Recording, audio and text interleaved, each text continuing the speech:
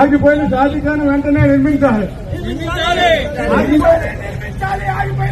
ఇప్పటి ఇమామోదలకి పెద్ద ఎత్తున వాళ్ళకి ఎన్నని బకాయిలు చెల్లించాలని, అదేవిధంగా మొన్న చూస్తే కేంద్రంలోని ఒక్కోడికి బిల్లుకి సపోర్ట్ చేసి మైనార్టీ వెళ్ళిన కొట్టుకొచ్చారు. కొన్ని మన మైనార్టీకి ఆంధ్రప్రదేశ్ లో ఎవరైనా ఉన్నారంటే అది కేవలం వైఎస్ఆర్ కాంగ్రెస్ పార్టీని.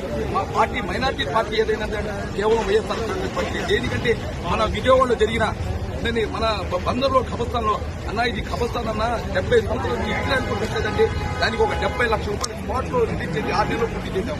అదేవిధంగా మన శ్రీనగర్లో ఖబర్స్థాన్ కూడా అదేవిధంగా మన రకరకాలుగా మసీదులు కానీ మద్రసాలు కానీ ఎవరైనా డెవలప్ చేశారని కేవలం జగన్మోహన్ రెడ్డి కానీ. కాబట్టి మనం ఎప్పుడు జగన్మోహన్ రెడ్డికి అండగా ఉంటాం. మైనార్టీ ఏదైనా పార్టీ ఉన్నదో కేవలం జగన్. ఇప్పుడు చూడండి తూర్పు నియోజకంలో ఎంత ఎత్తుగా అప్పుడు ఉన్నామని డిప్యూటీ అమృత్ పాషా గారు పిలిపించుకొని ఎంత భారీగా ఇది ఓపెన్ చేయించాం. దీన్ని పట్టించుకునే నాదుడు లేడు. అప్పుడు మన కత్తే రామ్మోహన్ రావు వచ్చి ఎలక్షన్ వచ్చి మసీదులో టోపీ పెట్టుకొని నేను మీ మైనార్టీకి అండగా ఉంటాను తూర్పు నియోజకం చేస్తాను. ఇప్పుడు ఆ కత్తే మోహన్ రావు ఇంట్లో పడుకుంటున్నారు. ఇప్పుడైనా కళ్ళు తెరవండి, ఇప్పుడైనా బయటికి రండి. షాదీఖానా అనేది ముస్లింలకి మైనార్టీకి చాలా ఇంపార్టెంట్. ఇక్కడ చుట్టుపక్కల చాలా ఇప్పుడు ఖరీదైన షాదీఖానా ఉన్నారు. అక్కడ నుంచి మీకు లంచాలు రావాలని భయపడతారా?